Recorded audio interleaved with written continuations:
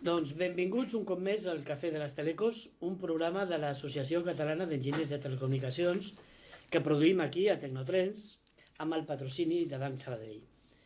Com sabeu, el Cafè de les Telecos és una tertúlia al voltant de l'internet, de les TIC i més concretament de les telecomunicacions, un programa que dirigeix la Sònia Maza. Sònia, bona tarda, que modera i que presenta qui us parla, Tomàs Gascante, i que fa possible des del control tècnic el Rubén Fernández. Doncs Sònia, de què parlarem avui? Avui parlarem de mobilitat, estem a la setmana del mòbil a Barcelona i hem convidat a 3 persones perquè ens expliquin una mica què és el que fan i com veuen aquest món. En primer lloc està amb nosaltres el Víctor Bautista, ell és fundador de Social Diabetes, és el guanyador del Premi Alan Turing 2014 del Compromís Social de la nit d'aquest any i a més, em sembla que sí, avui o ahir va rebre el premi a l'aplicació amb més impacte social del Mobile World Congress. Sí, avui, fa un moment estava a la televisió. També hem volgut convidar l'Aida Gea, que és CEO a Cassiopeia, és M2M, em sembla. Després ens explicarà més coses. El Sergio Martínez Hernández, que és B-Cloud Sales Manager for Spain de Qual. Hola, què tal? I el Salvador Ramon, que és el director de l'Associació Catalana d'Enginyers de Telecomunicació. Hola, què tal? Bé, abans de començar, hi ha 2 fets que potser són importants que estan passant avui en dia i que tenen molt a veure amb les telecomunicacions i amb la mobilitat. Un d'ells és el Mobile World Congress. Tenim la ciutat esvolutada, està a tope amb el mobile. A mi m'agradaria aprofitar que està aquí en Salvador com a director de l'Associació d'Enginyers de Telecomunicacions. Quina importància té per la ciutat de Barcelona i concretament pels telecos tenir un congrés com aquest aquí a la nostra ciutat? Home, els avantatges són moltes i com és lògic tenir i poder acollir un esdeveniment de nivell mundial i que és del nostre sector aquí a nostra casa, doncs ens suposa poder ser espectadors privilegiats i de primera fila, poder assistir, tenir coneixement previ de tot el que s'està fent i també ens serveix a nivell de país doncs, col·locar a nivell mundial Barcelona durant aquesta setmana en temes de tecnologia. I això també afavoreix tota una sèrie de startups, perquè aquí és el lloc on es reuneix tota la gent del món per parlar de temes d'interès, per tant, és el fòrum adequat on poden quallar iniciatives i també, com que les universitats que tenim al nostre país estan fent molt bona tasca, doncs ofereixen oportunitats perquè aquest punt de trobada i aquest escenari també sigui el punt d'origen de noves iniciatives empresarials i això ho hem d'explotar. Per tant, penso que és transcendent que més enllà del 2008 això pugui continuar al nostre país. I evidentment pel nostre sector, que som els enginyers que estem al voltant d'aquest tema, doncs també ens interessa que això es pugui quedar a casa nostra. Un altre fet que s'ha produït la setmana passada i que també sou protagonistes vosaltres dos com a responsables de l'associació va ser la 19 edició de la nit de les telecomunicacions, que tots els que estem aquí fa un moment coincidíem en que va ser un èxit. Però més enllà de l'èxit, quines conclusions veu treure nosaltres... I quin panorama així a curt termini ens anuncies als TICs o als telecos? Nosaltres quan muntem un esdeveniment d'aquestes característiques, que això no deixa de ser una gala, un reconeixement social, volem tres coses elementals. La primera, que la gent aquest acte li hagi servit per a alguna cosa, o sigui, que quan vagi a casa seva digui realment valia la pena ser-hi perquè vaig contactar amb no sé qui o bé vaig aprendre no sé què, o sigui, que li serveixi per a alguna cosa. També que la gent quan ho recordi, l'envolvent, per dir-ho així, sigui positiva, és a dir, m'ho vaig passar bé. O sigui, penso que la gent que vam estar allà, tots, amb alguna mesura o amb altra, amb més grau o menys, tots vam disfrutar. I l'altre, que també és molt important, és que tinguem ganes de tornar-hi. O sigui, quan vas a un lloc i veus que t'han tractat bé i t'ho has passat bé i has après alguna cosa, doncs quan saps que es tornen a convocar, dius, doncs mira, tinc ganes de tornar-hi. I això també aquest any li fem molt d'èmfasi perquè és la 20a edició l'any que ve i per tant crec que jo penso que aquest any, per el que m'està dient la gent, hem assolit també aquestes 3 fites. I això és el que et puc dir. D'acord, doncs vinga, comencem ja el programa i com és costum en aquest programa, encara que la Sònia ja ens ha fet una breu presentació de cada un de vosaltres, si ens agradaria, Víctor, si de cas comences tu, que ens féssiu un pitch elevator però d'una única planta, o sigui, una mica qui ets i què et valida, per què t'hem convidat aquí, o sigui, Pitja l'editor d'una planta. Em dic Víctor i sóc el fundador de Social Diabetes. Sóc una persona amb diabetes i arrel de la meva malaltia desenvolupo l'aplicació. I fins aquí. Aquesta setmana no sé què ha passat, però hem encadenat 2 premis. El primer va ser a Abu Dhabi, patrocinat per la UNESCO, i aquesta setmana ha sigut una mica una bogeria per mi. Estem tots en un núvol, no? Ja no sabem què passa. Bueno, deu passar que feu les coses ben fetes, perquè tants premis no crec que els regalin. Felicitats un altre cop, ja t'ho he dit abans. Gràcies. Aida? Doncs suposo que m'heu convidat perquè jo treballo en una cosa que té una mica estrany, que és l'internet de les coses. En anglès es diu l'Internet of Things, que és la invasió soterrada i sorda dels dispositius, de les màquines que entren a internet perquè es puguin fer aplicacions i serveis basades en les dades que aprenen del nostre entorn. Suposo, m'heu convidat per això. Sí, Encertes. T'hem convidat perquè més convidem a persones extraordinàries i deu ser-ho també. I Sergi? Bueno, nosaltres som com els hobbits, perquè tot això funcioni tens que tindre un terra ferma, que són unes comunicacions i uns data centers i una infraestructura molt sòlida i molt fiable i molt a prop dels negocis, que és el que fem nosaltres. Nosaltres tenim un dels data centers més macos que es pot visitar aquí a Barcelona i també tenim més infraestructura a cada país d'Europa, però som una empresa europea. Una xarxa de fibra òptica molt potent i amb 20 data centers distribuïts amb infraestructures tant virtuals com físiques contractables només per a empreses. Bé, hem de parlar de mobilitat i parlarem una mica de tot el que tingui a veure amb aplicacions i amb internet, amb mobilitat. Potser comencem un altre cop per tu. Explica'ns una mica què és aquesta aplicació, que precisament crec que el que permet és donar mobilitat o algú que potser estava lligat a més entorn físic i que ara gràcies a la vostra aplicació explica'ns una mica què és. Sí, l'aplicació el que et permet és controlar o autogestionar la teva diabetis. Fins ara el metge et dona una pauta de tancada d'insulina i de carbohidrats i nosaltres el que fem és donem la llibertat a l'usuari o d'haver de menjar diferent i que la insulina s'adapti a les seves necessitats reals o si fa exercici també, doncs el mateix, que tingui sempre la llibertat de poder triar-ho. Els metges, jo sempre dic el mateix, et tanquen amb una capseta i et diuen has de menjar això i t'has de posar aquesta insulina. Clar, els diabètics són persones normals i quan sortim ens prenem una cervesa o si anem a sopar també ens agrada el coulant de xocolata. Si el metge t'ha prescrit una pauta fixa i menges aquell coulant de xocolata estàs perdut. La nostra aplicació el que et permet és menjar-te el coulant de xocolata i recalcular la insulina que necessites per estar controlat. A veure, això no ho entenc. Et menges el coulant de xocolata i a continuació ho contrarrestes? Sí, perquè és el que passa en la vida real. En la vida real, per això jo, quan vaig començar, vaig fer el meu debut, em van dir has de menjar 4 galetes cada dia per esmorzar i vaig estar-me un any. Menjo 4 galetes Maria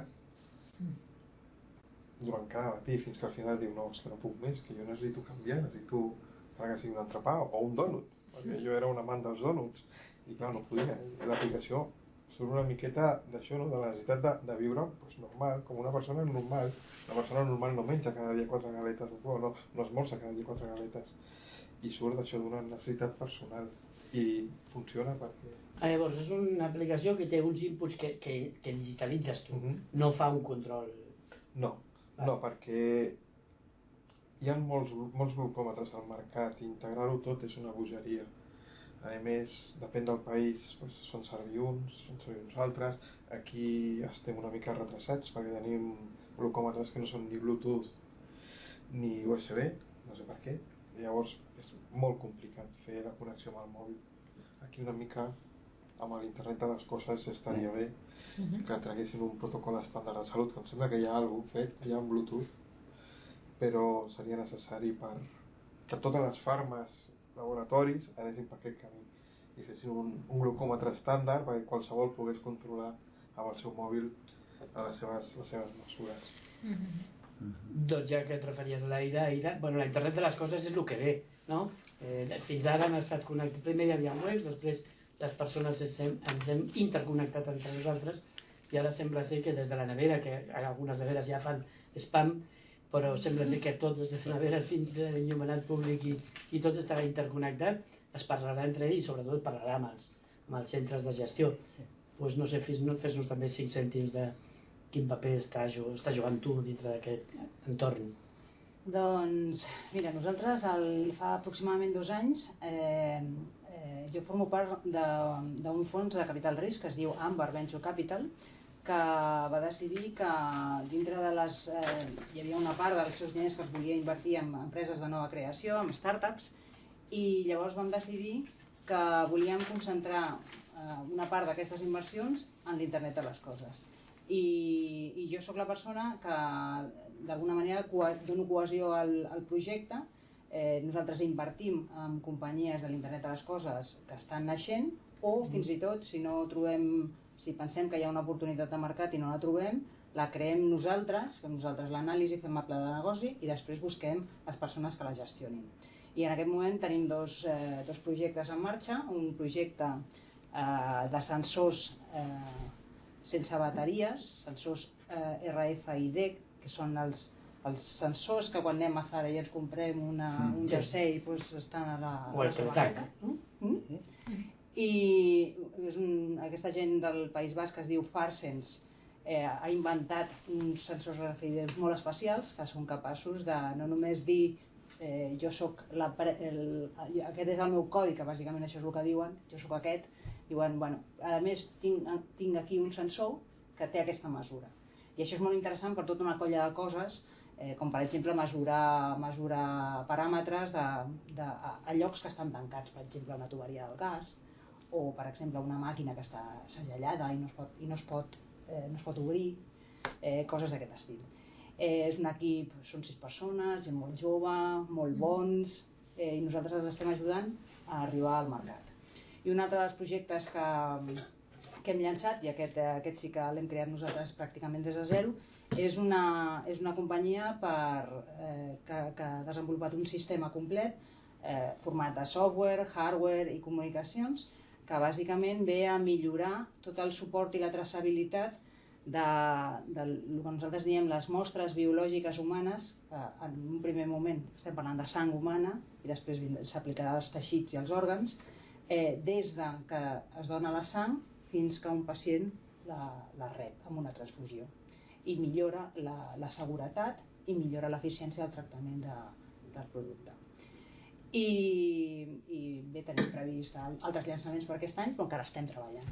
I telegràficament, Barcelona com a ciutat, dintre del rànquing de ciutats smart o que estan connectades o que comencen a utilitzar l'internet del sud, com estem aquí? Doncs hi ha molt d'interès i hi ha esforços per promoure les coses smart. Tot el que té a veure amb l'internet de les coses quasi sempre porta aquest adjectiu smart, quan sentim smart metering, smart grid, smart cities, són coses que tenen relació amb l'internet de les coses. Aquí, per exemple, des del govern, a tots els nivells, govern, Ajuntament de Barcelona, també a les poblacions que no són Barcelona, poblacions més petites, doncs es reconeix que hi ha un valor en introduir totes aquestes tecnologies perquè han de millorar el nostre entorn, però no estem en el millor moment, no estem en una posició inversora, no estem en el millor moment per fer inversions. Probablement això haguem d'esperar una mica més, però jo crec que hi ha molta gent convençuda de la quantitat d'avantatges que poden proporcionar aquest tipus de sistemes. I aquí el meu company n'estava esmentant una. Hi ha molta gent que està treballant en temes de diabetes, de portar algun tipus de sensor dintre del cos que et permeti automàticament llegir els teus nivells de glucosa per adaptar la insulina que pots tenir en una bomba, també adosada a tu. Val. I Sergi, no sé, a tu, mira, potser ens podries fer o situar quina és la realitat del cloud. Una paraula que està de moda però que molta gent no sabem encara ben bé què vol dir això, el cloud. És tangible el cloud? Acabarem tots allà dalt, penjats al cloud? Al final el cloud és un tema d'eficiència econòmica, al final, no? Cada vegada hi ha més empreses que estan pujant les seves infraestructures al cloud I al final el cloud no deixa de ser servidors i màquines i infraestructura que està a algun lloc. El cas, per exemple, d'Amazon, doncs ho tens a Irlanda, no? El cas espanyol, el cas europeu, no? Però té servidors per tot el món. No? En el nostre cas doncs, ho tenim desplegat, per exemple, per tots els nostres data centers per tota Europa. Al final, el cloud, la gràcia està que si ho tens a prop, doncs tindràs unes latències i unes velocitats, per dir d'alguna manera, de resposta, i després també compliràs la legislació vigent. Cada país té legislacions referents a les dades que impossibiliten, per exemple, que puguis pujar coses que estan als Estats Units, als servidors dels Estats Units. Un estudi que s'ha publicat la setmana passada diu que més o menys més del 40% de les empreses espanyoles estan començant, és un estudi d'IDC, estan començant a fer projectes al cloud. Perquè el problema, o sigui, el cloud es puja en dues fases, normalment. Primer, es virtualitza. Què vol dir això? Que tu tens una infraestructura física, però normalment les dades són que aprofites menys del 20% de la capacitat que tens de les teves màquines físiques. Si ho virtualitzes, és a dir, poses una capa de software al mig, pots treure molt més rendiment d'allò que d'altra manera només aprofites el 20%. O sigui, n'hi ha una raó de costos o d'eficiència. Després, n'hi ha una raó també, diguem-ne, em refio de treure les meves dades aquí. Llavors sorgeixen el que es diu les clouds híbrides. És a dir, tu pots pujar part de la teva infraestructura a la infraestructura d'un altre proveïdor, que no la tens a casa, i deixes part a casa teva o ho puges tot. Llavors, ho pots pujar llavors el que es diu la cloud pública. Clar, aquí és molt important la part de comunicacions. És a dir, la teva gent que tens a la teva oficina té que continuar treballant de la mateixa manera, o els teus clients, com si ho tinguessis encara sota la taula als servidors. Per últim, una cosa interessant que ens hem donat compte aquest any, un dels motors al cloud, sobretot a Catalunya, està sent el món industrial, les empreses industrials. Per què? Perquè moltes empreses industrials van sorgir a les seves oficines principals i la fàbrica estava en un polígon i les comunicacions són molt deficients, però com tenien infraestructura i tal no era molt important el tema. Quan totes aquestes empreses han començat un procés d'internacionalització i han posat infraestructures fora i han obert oficines per tot el món, aquest accés als sistemes que tenien al polígon ha començat a ser molt crític i ha sigut una raó per la qual la gent ha començat a pujar coses cap al núvol per poder donar servei a totes aquestes infraestructures d'aquestes empreses catalanes que s'han internacionalitzat. És una mica el quatre pinzellades. Sònia, no sé si vols fer alguna pregunta. Bàsicament, quan parlaves d'aquest estudi, del més del 40% de les empreses, quin perfil d'empreses són? Perquè és allò que empreses vinculades al sector tecnològic o empreses que no tenen res a veure? Mira, per exemple, les empreses industrials que sempre han sigut molt reticents a invertir en infraestructura, quan s'han trobat també amb el procés de toca renovar els servidors i toca fer un canvi del meu sistema que ja m'anava molt bé, ara tinc que migrar cap a SAP perquè soc una empresa internacional. Amb aquest procés de renovació moltes han començat a pensar que igual pujar al cloud et dona molta flexibilitat perquè pots pujar i baixar la teva infraestructura en funció de les teves necessitats. I aquest ha sigut un tema, però per exemple les administracions públiques, molts ajuntaments estan començant a rebre directives de que tindrà aquestes infraestructures data centers dintre de l'Ajuntament igual no és tan eficient, igual és molt millor pujar-los al cloud per donar millor servei als ciutadans. I també, òbviament, les empreses e-commerce, les empreses desenvolupadors de software són també les que més estan tirant d'aquesta infraestructura. Empreses com vosaltres i tal, que és obvi que no té cap sentit tindre infraestructura a casa quan pots pujar i baixar en el cloud. Al cloud sí que és veritat que n'hi ha moltes opcions. Aquí és un altre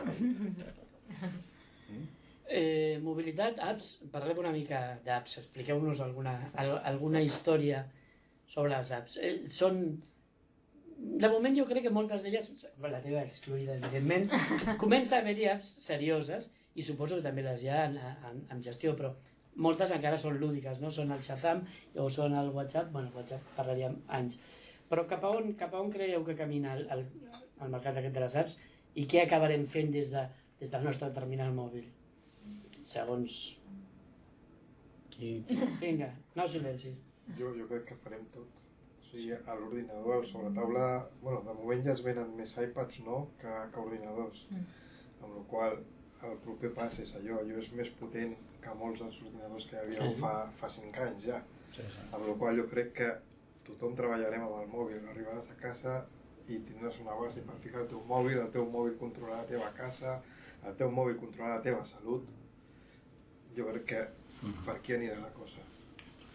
Bueno, el mòbil controlarà o el mòbil és una interfície, no? Perquè realment les aplicacions estan a dalt, estan al núvol, que el núvol realment és el que està agafant importància, no? Deia Google ahir, a una sessió que vaig estar, al 4 Years From Now, deia que una persona a Google deia que s'està fusionant el mòbil amb el cloud ja. O sigui, cada vegada n'hi ha menys diferència entre les dues coses, per el que tu deies.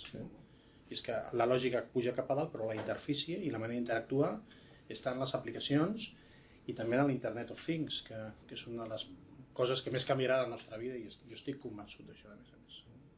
És que, de fet, la lògica cada vegada és més pesada. Cada vegada fem coses més complexes. I no podem posar tot això en un dispositiu que portem a la butxaca, per més que la tecnologia ens permeti cada vegada emmagatzemar més i cada vegada portar més coses, més tecnologia empaquetada.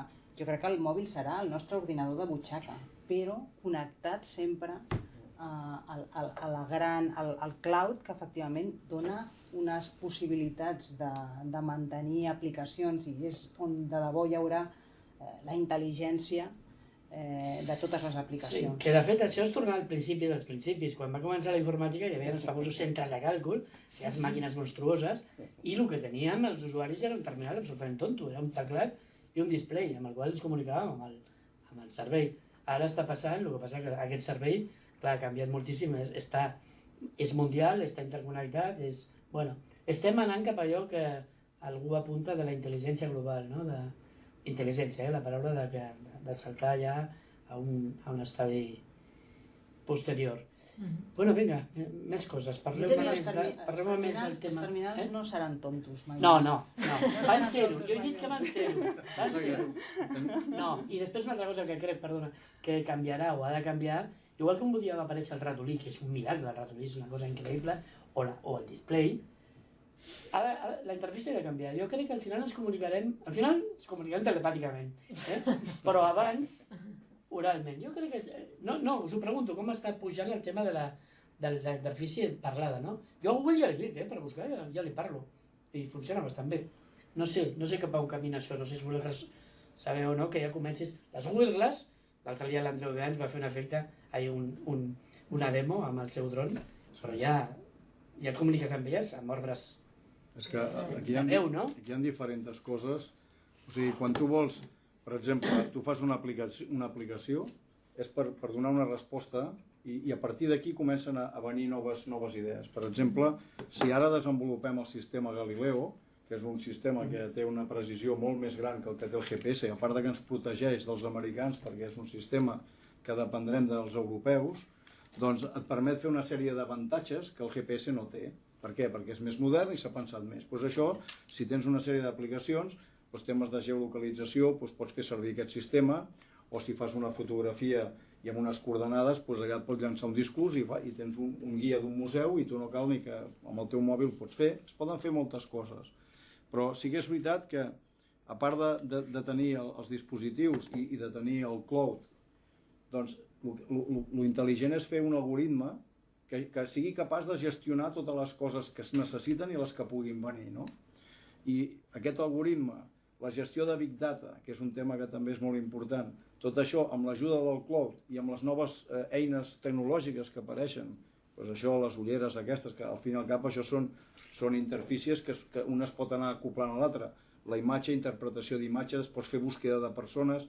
Per exemple, ara hi ha sistemes que et permeten reconèixer, em sembla que és a la Xina, on el carnet d'identitat ja et miren l'iris de l'ull i, per tant, vull dir que al final això no té fi. O sigui, això és una cosa que pot entrar a tot arreu. La roba intel·ligent, en fi, això la imaginació. Julio Verne hauria d'estar aquí a veure on ens fa arribar.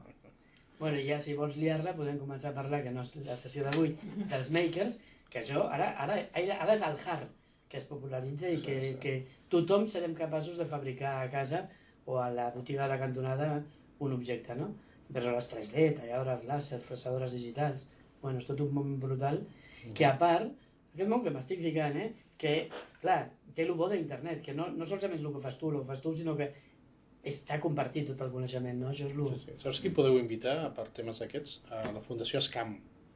Coneixeu la Fundació SCAM? És molt potent, té un centre de tecnologia. Sí, està Sí, a més molt un tema... ben fet. Sí, hi ha Són Telecos. experts en temes de fabricació. Sí, perquè aquí només convidem a Telecos. Hi ha perquè Telecos. el Víctor no Hi ha és Telecos. Ah, no és Telecos? Mira, però el Víctor és premiadíssim. Però el Víctor està jugant per La Fundació SCAM ha absorbit una fundació de tecnologia aeroespacial on hi ha bastants telecos i fan coses de drons. I la geolocalització d'interiors i tal, és molt interessant el que fan. Sí, els coneixem, sí. Aquí hi ha molta... Bé, com jo sóc el responsable de que no hi hagin silencis en aquesta tertúlia, li toca la Ida i va, fes-nos una mica de futurisme de que això és l'internet de les coses que tant parlem o parleu, fa temps que ja es parla, però com serà aquesta ciutat meravellosa, o no meravellosa, interconnectada? El ciutadà com ho percebrem? Jo crec que sí que l'administració podrà gestionar molt millor una ciutat, una Smart City, però nosaltres, els de a peu, quins avantatges creus que poden derivar-se no solament de les Smart City, sinó de l'internet de les coses a casa, inclús? Doncs mira, jo vaig estar ahir a la fira i vaig estar a diversos stands i dues coses em van cridar l'atenció.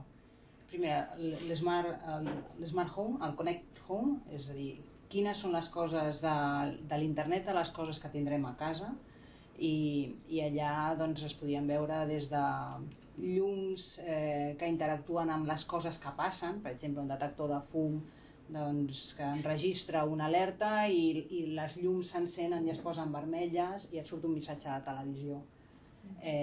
O poder obrir la porta des del teu comandament a distància. Fer que se t'obri, que el despertador et desperti a una certa hora, encenent les llums, obrir la tele, que el teu fill deixi de connectar-se a internet a les 10 perquè se n'ha d'anar a dormir i coses d'aquest estil. Això serà difícil. Ho hackejarà segur. Ja, ho veig complicat això, ja t'aviso. Això per un cantó, i per l'altra cosa que ve forta és l'internet de les coses al cotxe, a l'automòbil. Oh, això és brutal.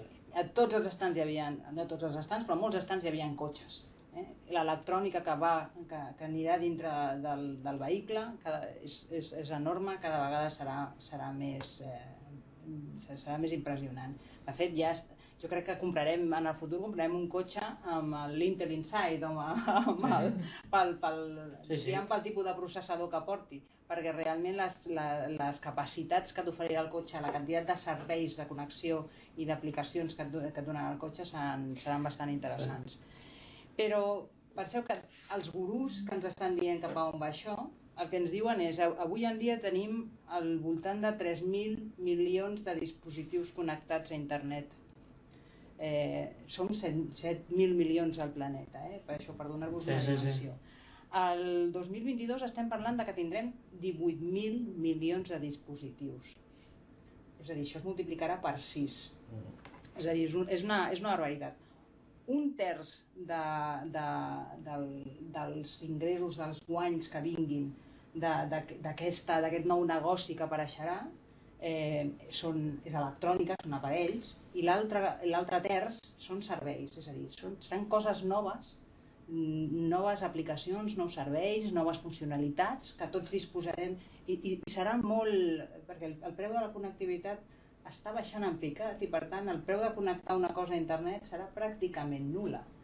Llavors tindrem moltíssimes coses connectades. Tindrem coses connectades d'electrònica de consum, la rentadora, la nevera, inclús les plantes amb el seu sensor per dir quan les has de regar perquè ja estan... I inclús potser nosaltres i el nostre nivell de sucre i una sèrie de coses que suposo que nosaltres com a cos també estarem connectats. Jo porto un aparatet que és de l'internet de les coses que et permet saber quantes passes dones cada dia, si puges, si baixes, quin tipus d'esports fas.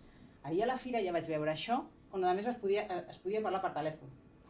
I com us comunica això amb el teu no sé què? Això és Bluetooth. Que és Bluetooth. Ah, va. Jo quan m'acosto al lloc on tinc el Bluetooth, doncs sí. capta les dades i me les envia al núvol, que és on Sí. està l'aplicació. Està molt bé, molt bé, molt bé. Sí, sí. Ells on explotes les dades i on tens el Big Data i d'ahir surten les coses. El que passa és que important tot el tema de seguretat que n'hi ha darrere tot això.